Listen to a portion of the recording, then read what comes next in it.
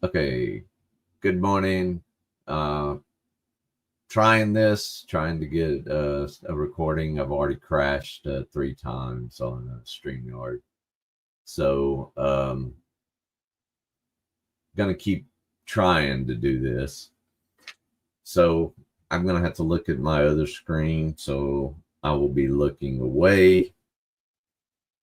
Um, but anyway, this is called Mindlines, Psychology of Groupthink.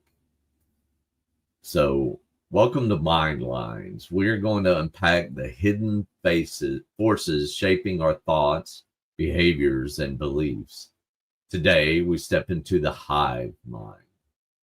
What happens when the individual thinking dissolves into the will of the group? From boardrooms to battlefields, cults to social media mobs, groupthink has shaped decisions that changed history, and not always for the better. This is Inside the Hive Mind, the psychology of groupthink.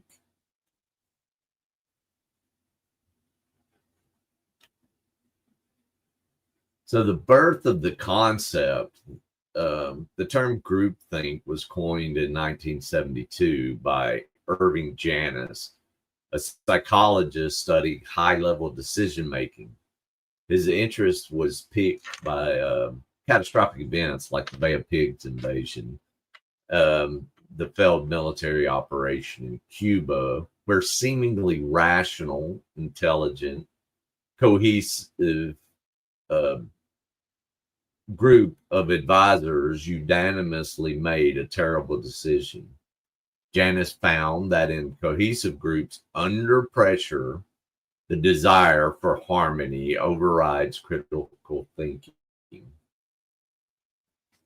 Dissent becomes not just unwelcome, but dangerous.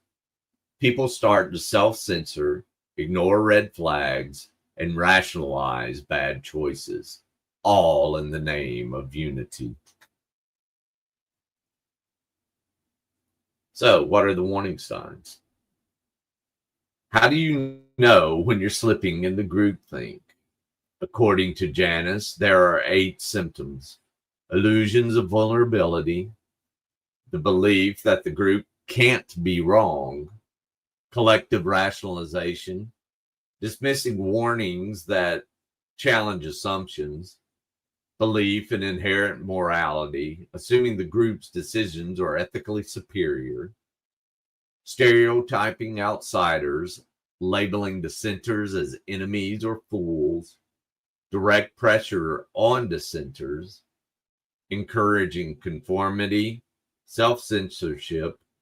People keep doubts to themselves, illusions of unanimity, silence is taken as agreement, mind guards, self appointed members who shield the group from dissenting information. Does it sound familiar? You might recognize these symptoms not just in history books, but in board meetings, group chats, or even family decisions. So, what's something that was groupthink in action besides our chats that we see going around of the whole groupthink mentality?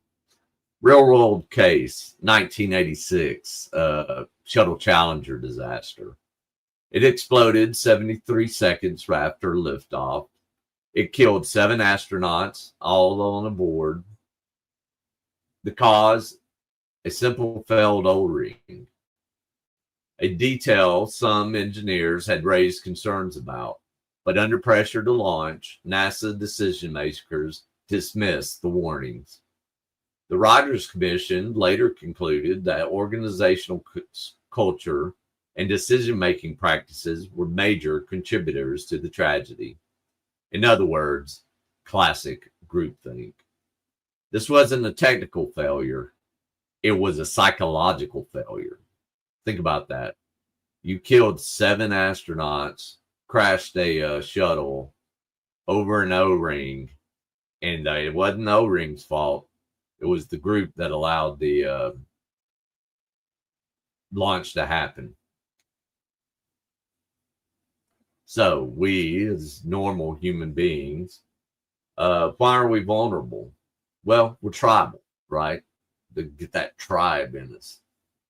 We're wired to seek belonging and avoid rejection. From an evolutionary standpoint, but in the modern world, this instinct can backfire.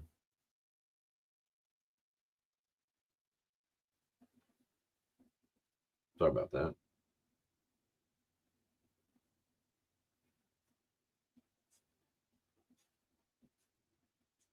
Something happened with my slide. Sorry.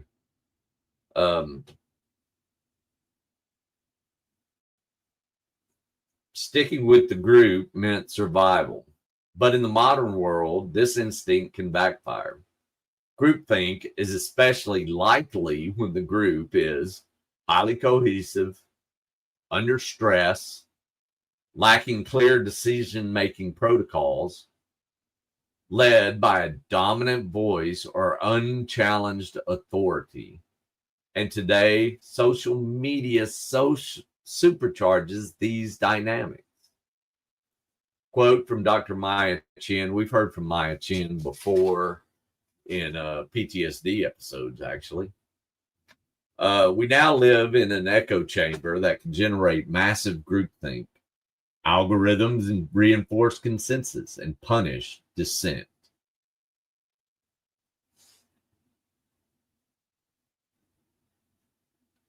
So, how do you escape the hive?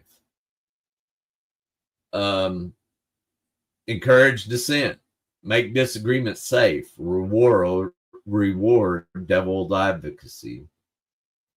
Have diverse teams, different backgrounds, disrupt the echo chamber.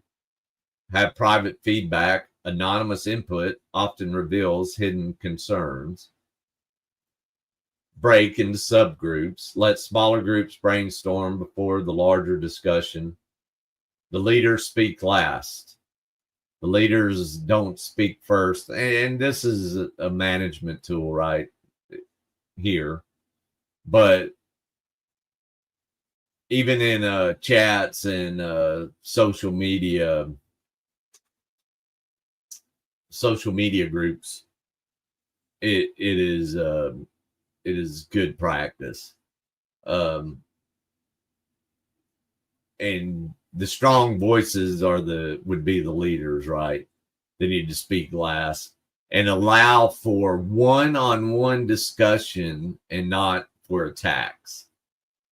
The goal isn't to kill consensus, it's to earn it through critical debate, through independent thinking, and through truth.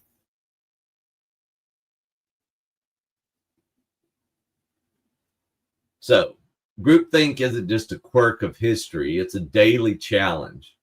But if we recognize the signs and build cultures that value courage over comfort, we can reclaim our minds from the hive. So thanks for joining me on Mindlines. If this episode got you thinking, share it with someone who needs to hear it. And remember, your voice matters even when it challenges the crowd. Till next time, I'm Sean. Stay curious, stay bold, think for yourself.